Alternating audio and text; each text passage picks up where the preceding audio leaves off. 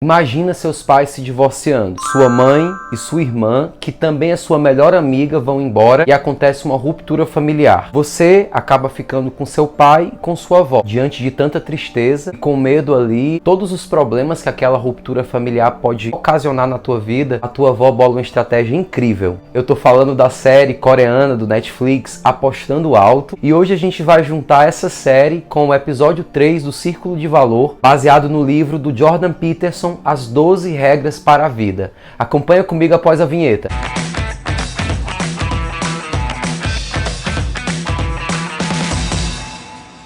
Gente, a série Apostando Alto da Netflix, ela tem um assunto macro que é o mundo das startups. Esse negócio incrível, atual, que está no mundo todo. Eu que já participei de alguns eventos nesse sentido, eu percebi que a metodologia é a mesma. Então, só por isso já é muito incrível você assistir esse seriado. Ao redor tem várias narrativas sendo construídas. A dimensão da satisfação e insatisfação no trabalho, a cultura, a dimensão familiar, tecnologia e inovação e, não menos importante, a dimensão da amizade. Tanto amizades elevadas, que podem ter o poder de te fazer mudar as circunstâncias da tua vida, como aquelas amizades tóxicas que têm o poder de destruir tudo que está construído e de te levar para baixo. E aí vem pro tema de hoje, falando de amizade. Para você, quem são as 5 pessoas mais próximas aí da tua vida que você pode chamar de amigo? E como que é a média dessas 5 pessoas? Jim Rohn, um escritor americano, ele diz que nós somos a média das 5 pessoas mais próximas da gente. E aí, como é que é a média dessas pessoas? Elas te desafiam? Elas falam a verdade na lata quando você dá alguma mancada? Elas agregam valor à tua vida? Eu achava que falar que eu era a média dos meus amigos tinha muito a ver com jeito, com religião, com escolha, sei lá, se gosta ou não de futebol. Porém, não é bem assim. Até porque, de modo geral, as pessoas são diferentes. Perfil, personalidade e inúmeros outros fatores. Umas são calmas, outras agitadas. No trabalho, nós temos os extrovertidos, aqueles pavões, e os introvertidos, que eu não sei agora o nome do bicho. Se você sabe qual é o nome do bicho do introvertido, já escreve nos comentários. Mas aprofundando um pouco mais o capítulo 3 do livro, vamos começar questionando. Por que as pessoas escolhem amigos que não são tão bons para si? O primeiro fator é que as pessoas muitas vezes não têm uma opinião positiva sobre o seu próprio valor. Muitas nem acreditam que realmente merecem algo melhor, quer seja uma amizade, um relacionamento, um trabalho, uma oportunidade. E aí Peterson, ele cita Freud pela dimensão do inconsciente. Nem sempre achar que eu não mereço o melhor é algo consciente, até porque ninguém é doido de ficar dizendo: pô, eu não mereço o melhor, pô, eu não mereço uma boa amizade, pô, eu não mereço um emprego. Muitas vezes é o inconsciente que tá lá falando pra ti. São as famosas crenças limitantes, as narrativas que vão nos limitando aí um pouquinho. E aí a gente acaba repetindo sempre um círculo vicioso de recorrer sempre às mesmas amizades ou até mesmo aquele tipo de perfil que uma vez te prejudicou. Muitas pessoas acabam construindo outros amigos com o mesmo tipo de perfil. E aí eu não vou entrar muito em Freud, né? Não é muito aqui o meu perfil, nem o objetivo aqui do canal,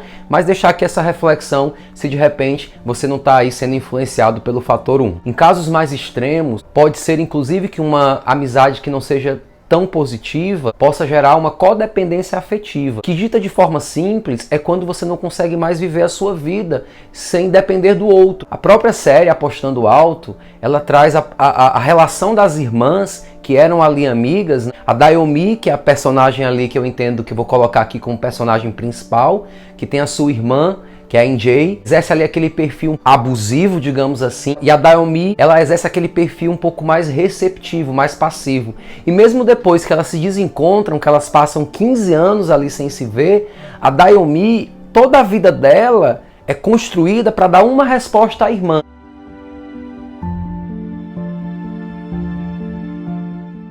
Então daí você tira que de fato a codependência afetiva ela pode se perdurar mesmo quando você não está com aquela pessoa. Então por isso que a gente precisa ter muita atenção com o tipo de relação que a gente está construindo. Se é uma relação negativa, se é uma relação que pode estar gerando codependência, certamente um dos sintomas é essa dimensão de querer fazer tudo para provar algo para aquela pessoa. E isso pode ser uma relação de amizade, mas também pode ser uma relação pensando no teu chefe, no liderado, etc. O segundo fator da gente poder escolher amizades que não são tão boas é a tendência da gente achar que a gente pode resgatar os condenados. A gente se sente perfeito muitas vezes, né? Ou então a gente percebe que as pessoas precisam de ajuda e a gente começa a construir uma amizade para trazer a pessoa para o nosso lado. Na maioria dos casos acontece muitas vezes o oposto, né? Ao invés da gente ajudar ali aquela pessoa que está indo por aquele caminho, a gente acaba ficando ali no lugar dela. Muita gente até justifica, né? Pô, mas Cristo é o exemplo ali perfeito ali de homem, né?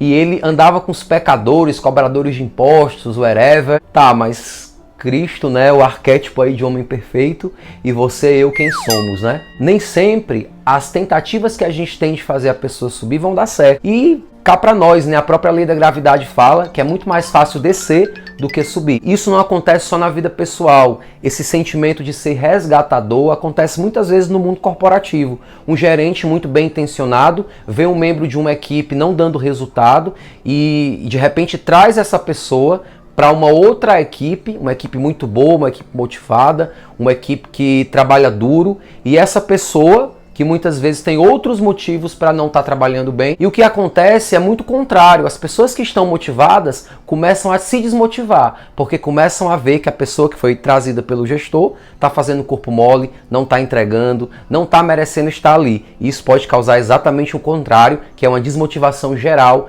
na equipe. Basta uma abelha doente para contaminar toda a colmeia, né? Então, aí a gente não precisa de mais exemplos, só para ficar claro que esse segundo fator de ser resgatador pode não fazer tanto sentido assim. Na própria série Apostando Alto, você percebe um exemplo da Dayomi, numa cena que ela já está gerente de uma equipe e de repente a própria equipe atrai.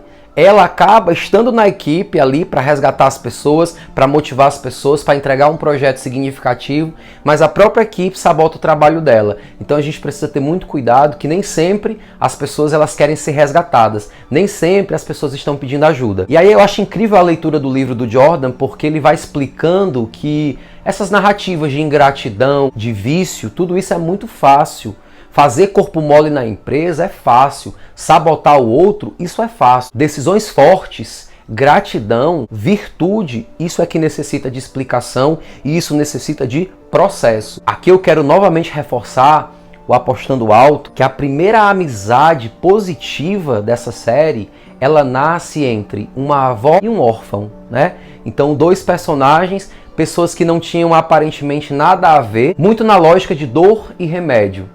Uma pessoa boa que decide ajudar alguém e essa pessoa começa a ter gratidão ali por essa senhora que começa a ajudar aí esse rapaz. Eu não vou entrar em muitos detalhes, mas basta que você saiba, dessas duas amizades nasce uma outra amizade, que é a amizade desse jovem com a neta dessa senhora. Só que não é uma amizade real inicialmente, é uma amizade fictícia, porque eles começam ali a trocar cartas, muito com a estratégia incrível que a avó teve para que aquela netinha pudesse superar a perda da irmã, que aqui entre nós não era nem uma amizade boa. A gente começa a entender que essa jovenzinha começa a ganhar muito com essa nova amizade que surge, mesmo que fictícia.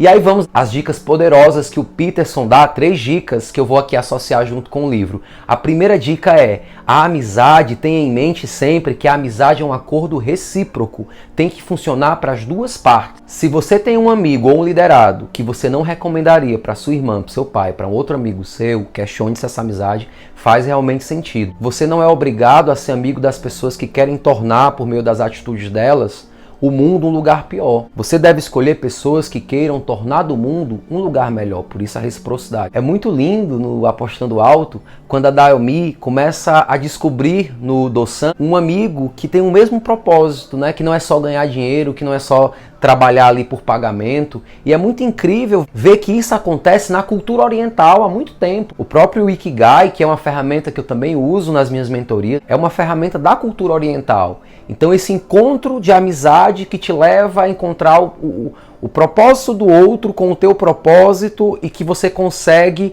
agregar um na vida do outro. Então a amizade ela é um acordo recíproco. E aqui eu também quero citar Greg McNeil no livro Essencialismo, que ele coloca da dimensão dos contratos sociais. A gente precisa começar também a falar mais aquilo que está no nosso coração, a falar mais para o outro aquilo que a gente acredita. Porque de fato, amizade sem reciprocidade, né, vira inverdade, né? Já dizia. Ninguém dizia isso, então eu acho até que combinou. A segunda dica é: seja amigo de pessoas que te ajudem a ter ambições maiores. E aqui eu tô falando de ambições não somente financeiras. Ambições financeiras não tem nenhum problema em relação a isso. Mas a principal ambição são as ambições de valores, pessoas que te ajudem a ousar mais. Se você se cercar de pessoas que te ajudam a ter ambições maiores, elas não vão ficar caladas perante o teu cinismo, perante a tua autodestruição, perante um comportamento que você faça que seja tóxico. As pessoas que não almejam alto, elas vão fazer o oposto. Pasmem, elas são capazes de oferecer um cigarro a um ex-fumante e uma bebida a um ex-alcoolista. E a terceira e última dica é que boas amizades sempre exponenciam outras boas amizades, né? Então, eu tenho aqui na minha vida pessoal N exemplos de amigos que me tornaram amigos de outras pessoas, porque uma amizade verdadeira, sem codependência, sem possessividade, ela sempre vai te abrir para outras pessoas. Na série do Apostando Alto, a avó com o DPO leva a Dayomi, que leva ao Do-san, que leva a vários outros sans, que levam a várias outras pessoas.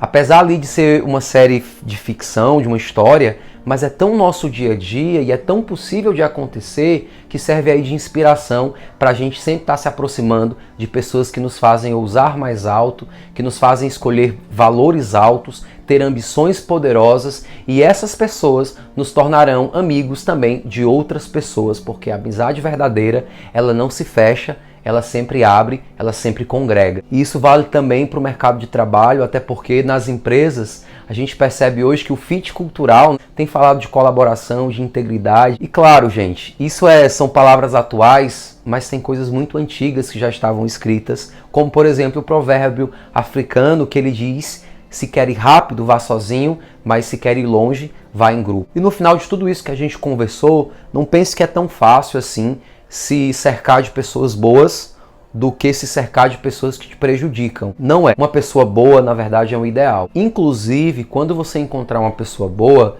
é preciso força e determinação para você estar ao lado dela. Por isso a gente precisa ter um pouco de humildade e também ter um pouco de coragem. Use o seu juízo e se proteja da compaixão e piedade totalmente desprovidas de senso crítico que nos cercam por aí. Seja amigo de pessoas que queiram o melhor para você. E aí, você gostou desse conteúdo? Pois eu queria te fazer um pedido especial. Deixa um like aqui, vai me ajudar muito a continuar esse trabalho. Compartilha aí com as tuas redes sociais, com os teus amigos, né, com as pessoas que você considera amigos, com as pessoas que você quer ser amigo. De repente já é aqui, a gente falou de humildade, falou de algumas coisas, já é aquela hashtag fica a dica para você formar aí um novo network, que também é uma palavra importante aí para o mercado de trabalho. E eu te encontro no próximo episódio, episódio 4, que a gente vai falar um pouco sobre compare você com quem foi ontem e não com quem outra pessoa é hoje. Fiquem em paz e até o próximo.